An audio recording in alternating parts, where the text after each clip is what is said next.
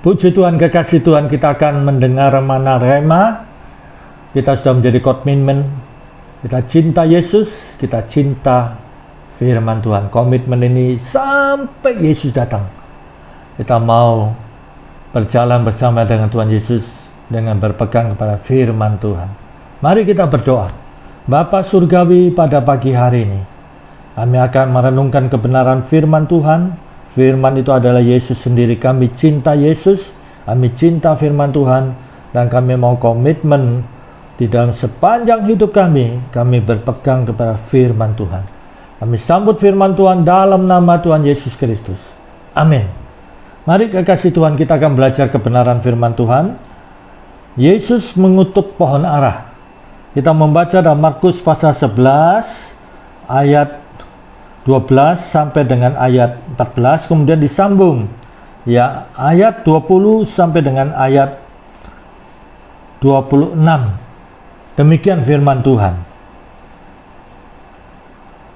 Keesokan harinya, sesudah Yesus dan ke-12 muridnya meninggalkan Betania, Yesus merasa lapar. Dan dari jauh ia melihat pohon ara yang sudah berdaun. Ia mendekatinya untuk melihat kalau ia mendapat apa-apa pada pohon itu. Tetapi waktu ia tiba di situ, ia tidak mendapat apa-apa selain daun-daun saja. Sebab memang bukan musim buah ara. Maka kata Yesus kepada pohon itu, "Jangan lagi seorang pun makan buahmu selama-lamanya." Dan murid-murid pun mendengarnya. Selanjutnya, pagi-pagi ketika Yesus dan murid-muridnya lewat, mereka melihat pohon ara tadi sudah kering sampai ke akar-akarnya. Maka teringatlah Petrus akan apa yang terjadi. Lalu ia berkata kepada Yesus, "Rabi, lihatlah, pohon ara yang kau kutuk itu sudah kering." Yesus menjawab mereka, "Percayalah kepada Allah. Aku berkata kepadamu, sesungguhnya barang siapa berkata kepada gunung ini, beranjaklah, dan tercampaklah ke dalam laut, asal tidak bimbang hatinya, tetapi percaya bahwa apa yang dikatakannya itu akan terjadi, maka hal itu akan terjadi baginya. Karena itu aku berkata kepadamu, apa saja yang kamu minta dan doakan, percayalah bahwa kamu telah menerimanya, maka hal itu akan diberikan kepadamu. Dan jika kamu berdiri untuk berdoa, ampunilah seorang kepada yang lain. Ampunilah dahulu sekiranya ada barang sesuatu dalam hatimu terhadap seseorang, supaya juga Bapamu di surga mengampuni kesalahan-kesalahanmu. Tetapi jika kamu tidak mengampuni, maka Bapamu di surga juga tidak akan mengampuni kesalahan-kesalahanmu." Amin. Kekasih Tuhan, di sini kita melihat satu pelajaran yang unik. Dikatakan Yesus mengutuk pohon ara.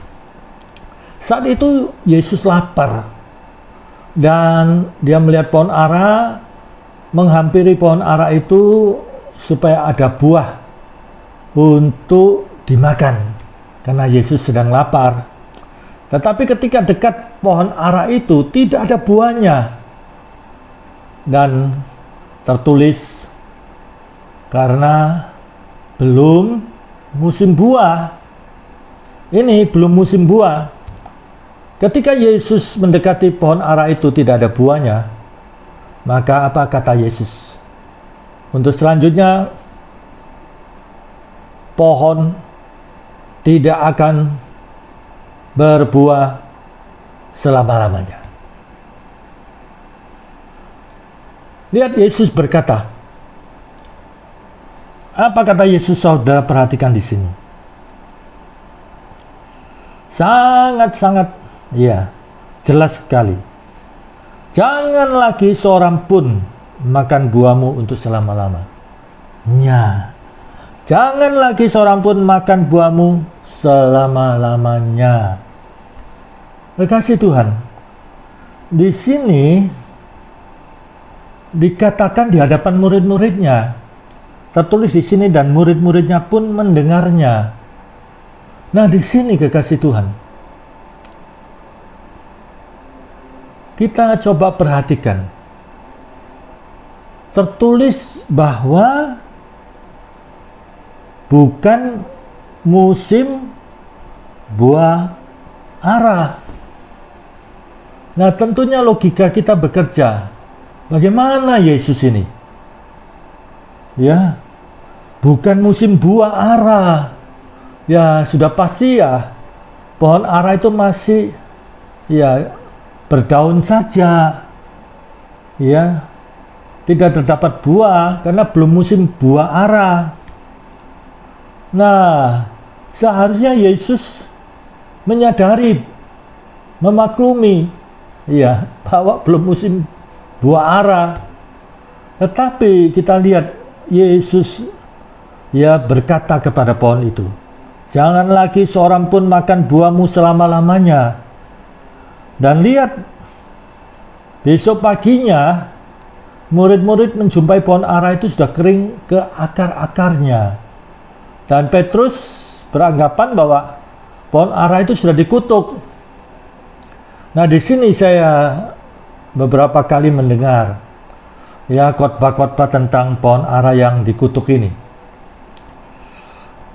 Khotbah-khotbah yang disampaikan itu menjelaskan bahwa pohon ara ini adalah gambaran bangsa Israel. Karena bangsa Israel hidupnya tidak berbuah, maka karena tidak berbuah, akhirnya kutuk yang turun, sehingga tidak berbuah selama-lamanya. Saya berpendapat, kekasih Tuhan, kalau Yesus mengutuk pohon ara itu, apalagi bukan musim buah ara, maka di sini satu contoh yang tidak bagus, teladan yang tidak bagus. Sudah jelas belum musim buah ara, harusnya sadar, maklum, iya. Tetapi kok malah ya sudah belum berbuah, tambah ya dibebani dengan ya tidak berbuah selama-lamanya. Lihat, jangan lagi seorang pun makan buahmu selama-lamanya. Nah, ini kan sepertinya kejam ya. Sudah tahu ya belum musim buah kok malah ya dibebani dengan beban yang berat. Ya, dikatakan jangan lagi seorang pun makan buahmu selama-lamanya, bahkan selama-lamanya. Kekasih Tuhan, di sini saya berpendapat ada satu pelajaran yang menunjukkan bahwa setiap apa yang kita katakan itu mempunyai dampak. Setiap apa yang kita katakan itu mempunyai dampak. Pohon ara ini memberikan contoh bagi kita. Yesus lapar dan mengharapkan ada buah ara di pohon ara ini, tapi tidak ada. Bagi Yesus yang sudah menunjukkan mujizat-mujizat di depan murid-muridnya, maka untuk menjadikan pohon ara yang tidak berbuah ini ya menjadi berbuah itu mudah sekali bagi Yesus. Tidak ada yang mustahil. Dan tentunya ini sudah sesuatu yang bukan yang aneh bagi murid-muridnya. Karena murid-muridnya sudah melihat banyak mujizat demi mujizat yang dilakukan oleh Yesus. Tetapi di sini Yesus mau mengajarkan bahwa untuk membuat pohon ara ini yang nantinya akan berbuah, nanti musimnya itu akan berbuah, karena saat itu belum musimnya. Yang nantinya akan berbuah, karena nanti musim buah, pohon ara itu akan berbuah. Nah, di sini Yesus menunjukkan kalau selamanya sebelum bertemu dengan pohon ara ini, mengharapkan buah ara ini, mujizat demi mujizat dinyatakan. Nah, di sini justru kebalikannya, ya, karena pohon ara ya belum berbuah karena belum musimnya, maka Yesus menunjukkan bisa saja sekalipun pada musimnya pohon ini juga bisa saja tidak berbuah. Nah, ini sebaliknya, tidak berbuah. Sampai dikatakan apa? Ya, jangan lagi seorang pun makan buahmu selama-lamanya. Selama-lamanya. Jadi sekalipun pada musim buah, pohon ara ini seharusnya bisa berbuah, tetapi Yesus mengatakan satu pelajaran yang sebaliknya. Ya, pohon ara ini tidak akan berbuah selama-lamanya. Nah, kebenaran ini Yesus mau menunjukkan. Jangan sembarangan kita berkata. Karena perkataan kita ini dampaknya sangat besar. Dan ditegaskan di sini, lihat. Ya. Lihat, pagi-pagi ketika Yesus dan murid-muridnya lewat, mereka melihat pohon ara tadi sudah kering sampai ke akar-akarnya. Maka teringatlah Petrus akan apa yang telah terjadi. Lalu ia berkata kepada Yesus, "Rabi, lihatlah pohon ara yang kau kutuk itu sudah kering." Ini Petrus ya. Kalau saya berpendapat, ya Yesus tidak mengutuk. Yesus menyatakan perkataan-perkataan untuk apa yang akan terjadi pada pohon ara itu. Ya, ini Petrus mengatakan kau kutuk itu sudah kering. Nah, saya berpendapat ini bukan Yesus itu ya tidak bijaksana, sudah tahu belum musim buah kok mengutuk itu loh. Nah, ini kan ya kontradiksi dengan keberadaan Yesus yang adalah ya sang guru itu. Dia adalah Tuhan juga. Apa Yesus jawab? Lihat, perhatikan Yesus jawab. Percayalah kepada Allah. Sangat sederhana sekali. Ya, tidak birokrat yang rumit, tidak dengan prinsip-prinsip yang rumit. Lihat, sederhana sekali. Percayalah kepada Allah. Aku berkata kepadamu, ini Yesus nyatakan, sesungguhnya, nah ini, barang siapa berkata kepada gunung ini, beranjaklah dan tercampaklah ke dalam laut. Ini tentunya gunung-gunung masalah ya. Asal tidak bimbang hatinya. Lihat, hatinya ini dijaga jangan sampai bimbang. Tetapi percaya. Lihat kata percaya ini. Ya. Sangat-sangat menjadi dasar. Ya. Bagi apa saja yang kita katakan. Ya. Kita katakan itu akan terjadi, maka hal itu akan terjadi baginya. Lihat rumus yang sederhana.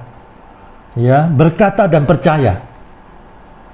Karena itu aku berkata kepadamu, apa saja yang kamu minta, apa saja yang kamu minta dan doakan, percayalah. Kembali dikatakan percayalah bahwa kamu telah menerimanya, bahkan ya telah menerimanya. Sampai dengan keyakinan yang begitu rupa, maka hal itu akan diberikan kepadamu. Percaya dan berkata. Dua prinsip ini sangat sederhana. Kita percaya, jangan izinkan kebimbangan, keraguan itu mengganggu hati kita ini. Dan nyatakan dengan perkataan. Dan perkataan itu mempunyai dampak yang besar. Jangan sembarangan berkata. Ya. Nah, supaya itu bisa terwujud, hati kita harus beres. Kalau masih ada unek-unek, ya, masih ada ganjelan, ya, dengan sesama, maka kita harus mau mengampuni terlebih dahulu supaya bersih hati ini. Ya. Kalau kita tidak mengampuni, Bapa juga tidak mengampuni kita, Bapa surgawi. Hati harus bersih. Ini.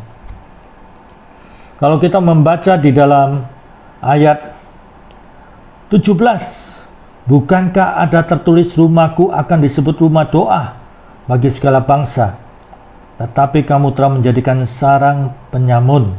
Nah, jangan sampai ada sampah-sampah di hati kita. Sampah-sampah bahkan yang sudah bersek, berulat. Coba di kamar pribadi kita. Apakah kita mau di kamar pribadi kita ada sampah-sampah, bahkan sampah yang sudah berset, berulat? Tentunya kita tidak mau. Apalagi hati kita ini yang pusat manusia. Karena Amsal 4 ayat 23 mengatakan apa? Jagalah hatimu. Suruh jaga. Dengan segala kewaspadaan.